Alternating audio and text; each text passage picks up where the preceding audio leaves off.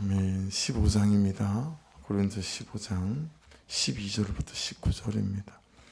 고린도전서 15장 12절로 19절 오늘 큐티 본문입니다.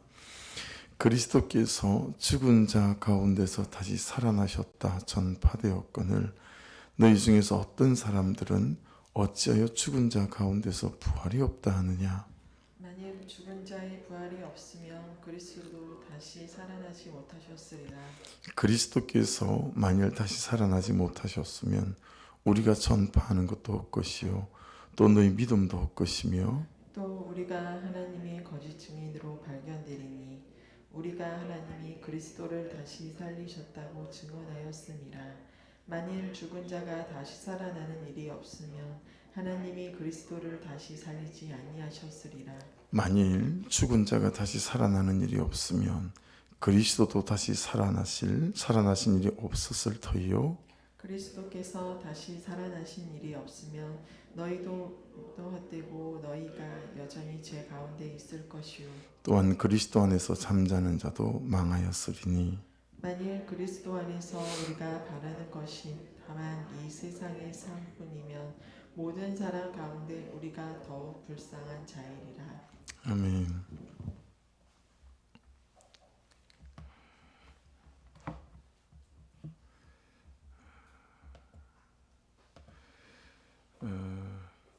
오늘 말씀은 보시면 부활에 대한 조건문이 문장으로 보면 뭐 하면 이게 6개지만 그 부활에 대한 조건문이 세부적으로 보면 10개가 나와요. 그래서 오늘 말씀의 제 큐티 제목은 부활이 있다, 부활이 된다, 그러니 부활을 믿으라, 이제 그렇게 잡았는데, 자, 어제 말씀인 속죄와 오늘 부활의 말씀이 연결되어져야 합니다. 어제 사망과 오늘의 부활이 연결되어져야 되거든요. 기억하시죠? 하늘도 새 하늘이고 땅도 새 땅이고 날도 새 날이고 나도 새 사람이다. 예수 그리스도의 십자가의 죽으심을 통해서 나의 죄가 씻음 받을 때 그때 우리에게 일어난 그 예수 그리스도를 나의 구주로 고백하는 사람들에게 일어나는 이제 일들이죠. 그래서 어제 2절 말씀을 붙잡은 사람이 가만가만해서는 아무도 없으신 것 같아서 제가 2절을 설명하지 않아서 그랬구나 싶은 생각을 했는데요. 어제 말씀 2절이 어떤 말씀이냐면 너희가 만일 내가 전한 그 말을 굳게 지키고 헛되이 믿지 아니하였으면 그로 말미암아 구원을 받으리라. 자, 여러분 보세요. 사망도 2개였죠. 다나투스. 그래서 죽는 것, 다이닝, 우리가 육체적인 생명이 끊어져서 이제 죽는 거, 육체적인 사망이 오는 거, 그 다음에 죽어 있음이 있었죠. being dead. 살아있지만 그냥 죄 속에 살고 있는 것도 죽은 것이요, 살아있지만 불신앙과 불순종 가운데 살아가는 것도 죽어 있는 것일 수 있잖아요. 그게 being dead였습니다. 그죠? 근데 구원도 2절에 말씀하시는 그로 말미암아 구원을 받으리라 할 때 주로 구원은 2개의 단어로 써요. 신약 성경에서 소조라는 단어를 구원을 말할 때 쓰고 리오마이라는 단어도 또 써요. 이 본문 오늘 2절 말씀에는 어제 말씀은 소조라는 단어를 썼는데 사망이 죽는 것과 죽어 있음 이 2가지를 표현한다면 이 구원도 마찬가지입니다. 영혼의 구원, 우리가 죽고 난 다음에 영원한 생명에 들어가는 천국의 삶, 영생의 삶 이것도 있지만 이 삶의 구원도 있어요. 삶의 구원 이해되시죠? 사망도 2개잖아요. 영원히 죽는 것과 육체적으로, 그 다음에 살아있는데 사는 날 동안 죽어있는 영적 상태, 마음의 상태라고 한다면 구원도 영원한 천국에서 사는 그 구원도 포함되지만 쏘죠. 이 땅에서의 예수 그리스도를 말미암아서 승리하는 삶을 살아가는 구원, 여기에는 질병에서의 치유, 우리 성결교회는 신유가 있단 말이에요.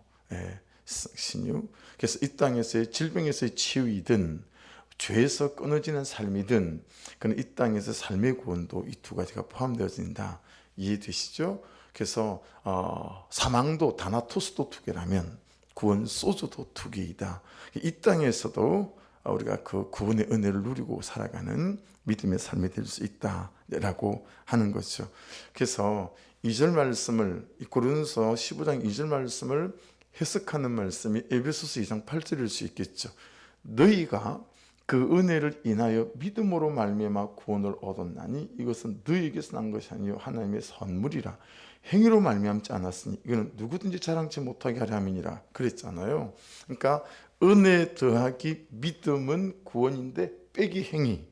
구원에 있어서 우리가 하는 건 하나도 없어요. 오직 예수께서 이루 놓으신 일이에요. 그런데 구원이 앞으로 오면 구원은 은혜 더하기 믿음, 이 빼기가 더하기로 바뀌니까 더하기 행위, 삶이 된단 말이에요. 그렇죠? 이거 우리가 여러 번 설명했던 거잖아요. 그러니까 여러분, 구원을 누리고 또 복음을 누리는 삶은 은혜 더하기 믿음 더하기 우리 행위, 우리의 삶이 있게 될 때 진짜 구원을 누리는 삶, 복음을 누리는 능력 있는 삶이 되어진다. 여러분, 앞에 사망과 구원과 에베소서 2장 8절 말씀이 잘 연결이 되어지죠. 이걸 잘 기억하신 배경 안에서 부활의 말씀들을 보시게 되면 훨씬 더 명확하게 이해가 될 수 있어요. 12절 보세요. 그리스도께서 죽은 자 가운데서 다시 살아나셨다 전파되었거늘 너희 중에서 어떤 사람들은 어찌하여 죽은 자 가운데서 부활이 없다 하느냐.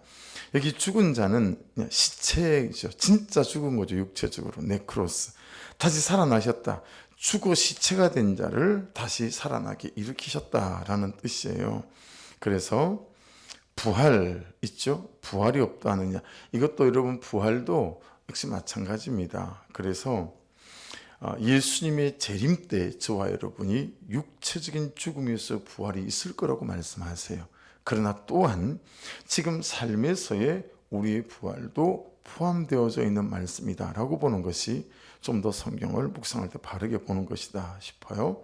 그래서 13절부터서는 이제 부활의 첫 번째 가장 강력한 증거가 나오는데 그게 13절 보십시오. 같이 읽어볼까요? 만일 죽은 자의 부활이 없으면 그리스도도 다시 살아나지 못하셨으리라. 죽은 자의 부활이 없다면 어떻게 예수가 다시 살아나셨겠냐. 어제 말씀에는 500명이 넘는 증인들이 다 있다라고 하는 말씀을 어제 우리가 봤잖아요. 자, 보세요. 대제사장들이 또 바리새인들이 예수님을 십자가에 못 박으라라고 말할 때 그들에게 더 큰 근심은 죽이는 것보다는 이 예수가 자기가 말하는 대로 다시 살아나면 어떡하지? 이게 훨씬 더 근심이 됐어요. 그래서 마태복음 27장 62절부터 66절에 보면 대제사장들이 이렇게 말합니다. 그 이튿날은 준비일 다음 날이라 대제사장들과 바리새인들이 함께 빌라도에게 모여 이르되 주여 저 속이던 자가 살아있을 때 말하되 내가 사흘 후에 다시 살아나리라 한 것을 우리가 기억하노니 그러므로 명령하여 그 무덤을 사흘까지 굳게 지키게 하소서. 그의 제자들이 와서 시체를 도둑질하여 가고 백성에게 말하되 그가 죽은 자 가운데서 살아났다 하면 후에 속임이 전보다 더 클까 하나이다 하니 빌라도가 이르되 너희에게 경비병이 있으니 가서 힘대로 굳게 지키라 하거늘 그들이 경비병과 함께 가서 돌을 임봉하고 무덤을 굳게 지키니라. 여러분, 죽이는 것보다 훨씬 무서웠던 건 예수의 부활이었어요. 그래서 그들이 예수님의 시신을 무덤에 집어넣고 사람 장정 5명에서 6명이 굴려야 할 만한 그런 돌로 여러분 이 예수님의 무덤을 다 임봉하고 그리고 또 지켜 서 있었어요. 여러분 생각해 보세요. 100번을 죽여도 101번째 다시 살아나면 죽이는 게 무슨 소용이 있겠습니까? 그렇죠? 이게 여러분에게 뜨겁게 이렇게 치고 들어와야 해요. 내가 이런 죄 저런 죄로 여전히 말씀을 따라가지만 자빠지죠. 자빠지는 것들을 사단이 보고 기뻐하겠죠. 그런데 여러분 그 자빠짐 뒤에 다시 일어난다면 그렇죠? 그 자빠짐이 뭔 소용이 있겠어요. 그렇죠? 여러분 항상 우리가 어떤 우리 연약함 때문에 자빠지고 넘어진다 할지라도 예수님의 권세는 우리를 다시 일어나게 만들 수 있는 부활의 권세가 있음을 믿습니다. 이 부활의 권세와 예수 이름의 능력을 믿는 것이 얼마나 중요한지 몰라요. 100번, 1000번, 10,000번을 죽이면 뭐 하겠어요? 11,000번째 일어나시고 살아나시고 부활하시는데 우리 신앙이 그렇다 이 말이에요. 예수의 부활은 우리가 이 다음에 예수께서 나팔 부시고 공중 재림하실 때 우리도 부활하신다고 말씀하고 있잖아요. 그러나 살아있는 이 동안에도 예수의 부활은 우리에게 직접적으로 그 부활의 권세와 능력이 있는 믿음 안에서 일어나는 일들이다 라고 하는 거죠. 그래서 예수님의 십자가의 죽음이 우리에게 죽는 것과 죽어 있음을, 그죠? 이 죄를 무효화시켰다면 예수님의 부활은 죄의 삭스로 죽어서는 지옥에서 영원히 살고, 여러분 우리는 다 영원히 살아요. 요한계시록 20장 11절 15절 말씀해 보면 우리는 다 영원히 사는데, 문제는 지옥에서 영원히 사는 사람들이 있고 천국에서 영원히 사는 사람이 있다 이 말이에요.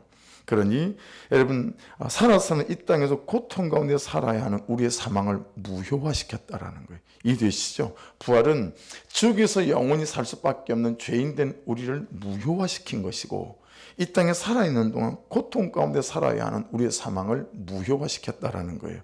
고난이 없다는 말이 아니에요. 고난이 있는데 고난이 나에게 고난이 아니다라는 거예요. 아멘이십니까? 예. 그건 또 고난이 싫으신 거죠, 그죠? 예. 그러니까 고난이 없어야 되는데 고난이 있는데 고난이 아니라 그러니까 그게 싫은 것이잖아요. 고난이 없기를 주의 이름으로 축복합니다. 아멘. 그때 또 아멘 하시네요. 뭐 저라고 별다르겠습니까? 마태복음 28장 11절에 15절, 여자들이 갈 때 경비병 중에 몇이 승에 들어가 모든 일을 대제사장들에게 알리니 그들이 장로들과 함께 모여 의논하고 군인들에게 돈을 많이 주며 난리가 났어요. 분명히 여자들로는 열 수 없는 엄청난 바위를 가지고 무덤을 막아놓고 경비병이 지켜 섰는데 예수님이 어딘가에 없는 거죠. 그리고 예수의 부활을 봤다는 사람들이 나타나기 시작했고, 대제사장들이 여러분 이제 장로들하고 막 의논을 하는 거예요. 그래서 군인들, 경비병 섰던 군인들한테 많은 돈을 주고 이르되 너희는 말하기를 그의 제자들이 밤에 와서 우리가 잘 때 그를 도둑질하여 갔다 해라. 만일 이 말이 총독에게 들리면 우리가 권하여 너희로 근심하지 않게 하리라. 야, 돈을 줄 테니까 우리가 잠시 그냥 고쳐 쓰는 동안에, 자는 동안에 훔쳐갔다고 해라. 그럼 우리 죽어요. 그건 내가 총독한테 잘 얘기하겠다. 지금 그 얘기 한 거잖아요. 군인들이 돈을 받고 가르친 대로 하였으니 이 말이 오늘날까지 유대인 가운데 두루 퍼지니라. 그래서 그들은 부활을 이렇게 거짓말을 하는 거예요. 그 예수의 시신을 니들이 훔쳐가고 부활했다라고 말하지 않거냐, 뭐 이렇게 얘기를 하는 거죠. 근데 여러분, 이 말씀을 묵상을 하다가 이제 다시 그 밑에 있는 말씀들이 좀 더 깨달아진 게 있어요. 여러분이 잘 아는 메시지인데, 마태복음 28장 16절로 20절인데요. 11제자가 갈릴리에 가서 예수께서 지시한 산에 이르러 예수를 배웠고 경배하나, 그 다음 보세요. 아직도 의심하는 사람도 있더라. 자, 이 17절 한 절에 부활을 믿는 자들이 있고요, 이 부활을 의심하는 자들이 있대요. 자, 그런데 18절 말씀부터 보세요. 예수께서 나와 말씀하여 이르시되 하늘과 땅의 모든 권세를 내게 주셨으니 그러므로 너희는 가서 모든 민족을 제자로 삼아 아버지와 아들과 성령의 이름으로 세례를 베풀고 내가 너희에게 분부한 모든 것을 가르쳐 지키게 하라. 볼지어다 내가 세상 끝날까지 너희와 항상 함께 있으리라 하시니라. 그러니까 여러분, 하늘과 땅의 모든 권세를 가지고 이 능력 있는 삶을 사는 사람은 17절에 나오는 부활의 권세를 믿는 사람들이에요. 그 뒤 의심하는 자들은 하늘과 땅의 모든 권세도 믿지 않고 이것을 사는 중에도 누리고 부리고 살지 못하는 거구나. 이 말씀이 조금 더 이해가 되고 정리가 됐어요. 자, 그래서 14절부터서는 부활이 있다, 부활이 된다. 이 땅에 사는 동안에도 부활을 빼면 제로다, 부활 빼면 아무것도 없는 거다. 그러니 부활을 믿고 부활을 누려라라고 하는 거죠. 자, 그래서 여러분, 부활은 죽고 난 다음에 부활될 것은 우리가 경험할 수 없으나 사는 날 동안에 복음의 권세와 능력과 예수 이름으로 우리가 부활되는 것은 경험해 왔고, 여러분과 제가, 그리고 지금도 경험할 수 있고 또 경험해야 될 줄로 믿습니다. 그럴 땐 아멘을 크게 해도 누가 안 잡아가죠. 할렐루야. 그래서 여러분, 이게 지금 무슨 말씀을 드리는 거냐면, 그러니 삶의 문제들이 있을 때, 고난이 있을 때 그러려니, 그렇죠? 그러려니 그럼 뭐 어쩌겠어 라고 지나가지 마시고 그 고난 앞에, 말씀 앞에, 예수 이름 앞에 깊이 머물고 기도하는 여러분이 될 수 있기를 주의 이름으로 축복합니다. 그러면 부활의 권세를 누리고 확인받는 경험들이 일어난다라고 하는 거죠. 그러니 여러분, 질병이 무섭죠. 그죠? 저도 질병이 무섭죠. 그러나 여러분, 질병이 무섭지 않는 것은 뭐예요? 이기는 것은 뭐죠? 이 부활의 능력 때문에 아니겠어요? 그래서 어제 아침인가요? 그제 아침인가? 유튜브로 설교 말씀을 듣는 이제 우리 성도 말고 주일 설교를 들으셨더라고요. 그리고 제가 주일 설교 중에 제가 은사 체크를 해보니까 제가 중보기도 은사 체크가 제일 많읍디다라고 설명을 했잖아요. 목사님, 그 중보기도 은사가 많다고 하니까 제 남편을 위해서 좀 기도해 주십시오.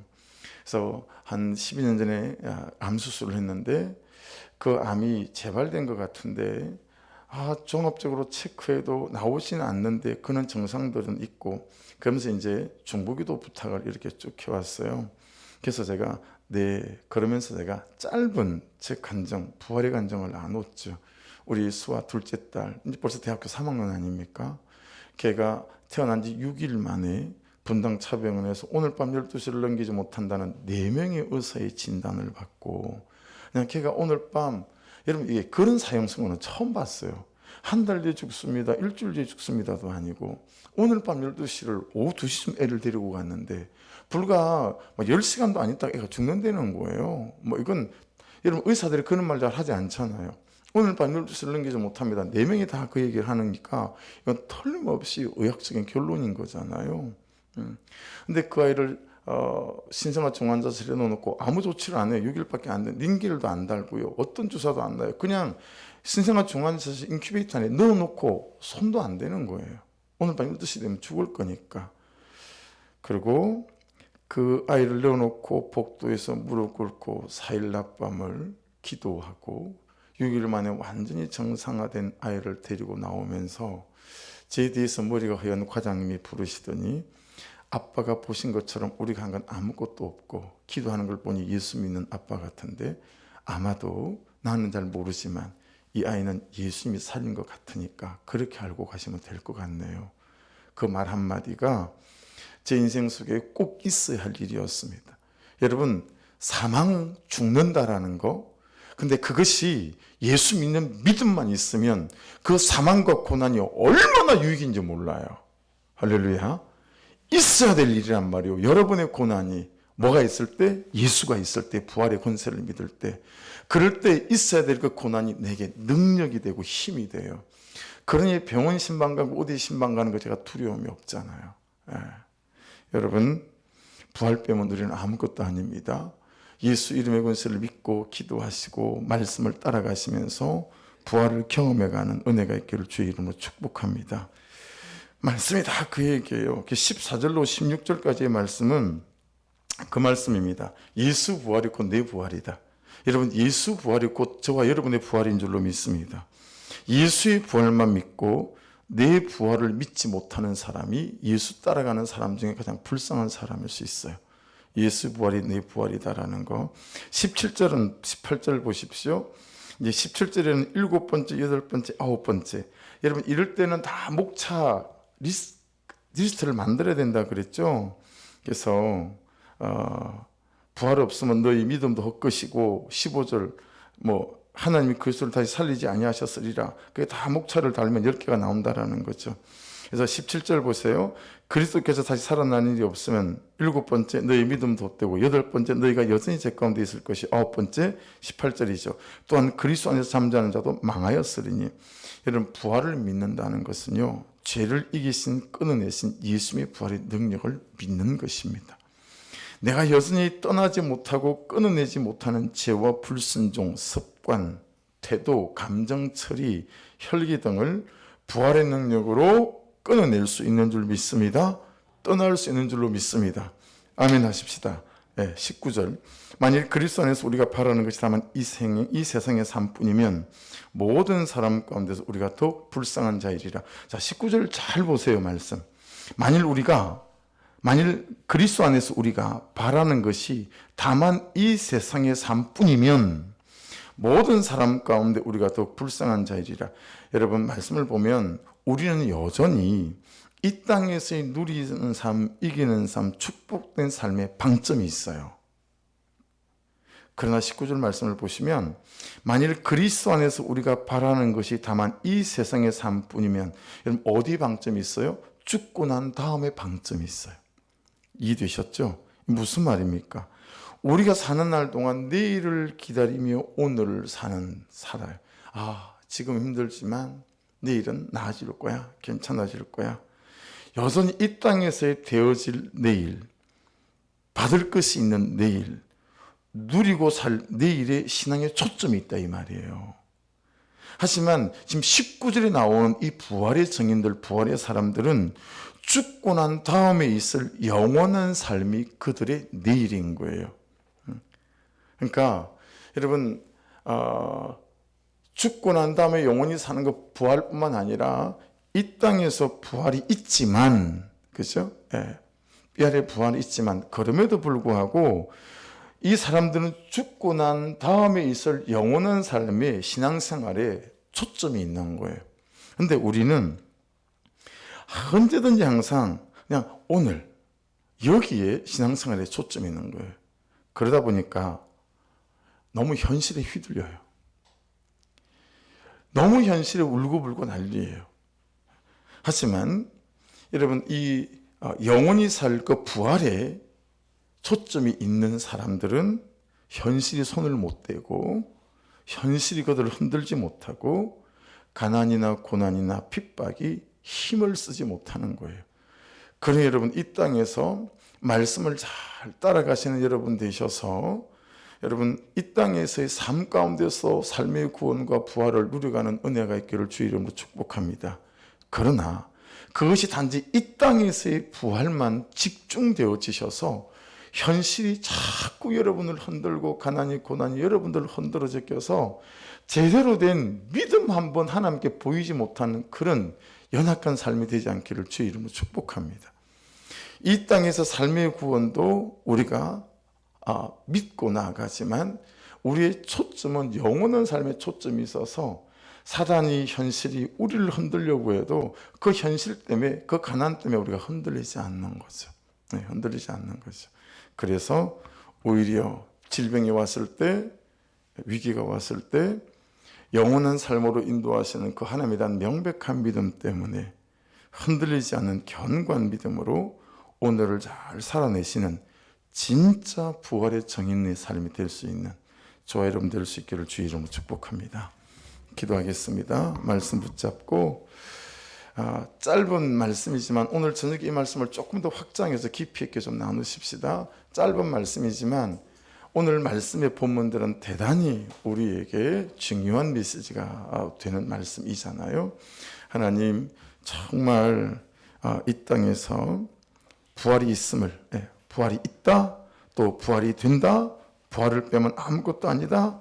그러니 부활을 믿고 부활을 누리는 인생이 되게 도와주시고 너무 내일 이 땅에 사는 날 동안 이것이 아니라 영원히 사는 저 천국에서의 삶이 신앙생활의 초점이 되게 도와주셔서 이런저런 일상에 일어나는 현실들이 나를 흔들고 나를 주저앉히고 아버지 손못 대는 그런 인생이 될 수 있도록 도와주옵소서. 같이 말씀 붙잡고 기도하기를 원하고 밴쿠버 소망의 교회 그리고 우리 미얀마 선교사님 가정 또 사이프러스 우리 김원규 선교사님 꼭 같이 중보해 주시고 다음 세대 위해서 기도해 주시고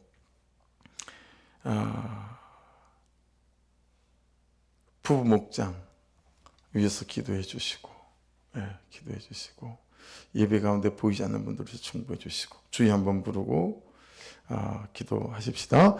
주여 하나님 감사합니다. 오늘도 우리 가운데 주의 선하심과 은혜로 함께 해주셔서 믿음으로 세워져 가고 성령의 크신 권세 능력으로 세워져 갈 수 있도록 인도하여 주시옵소서.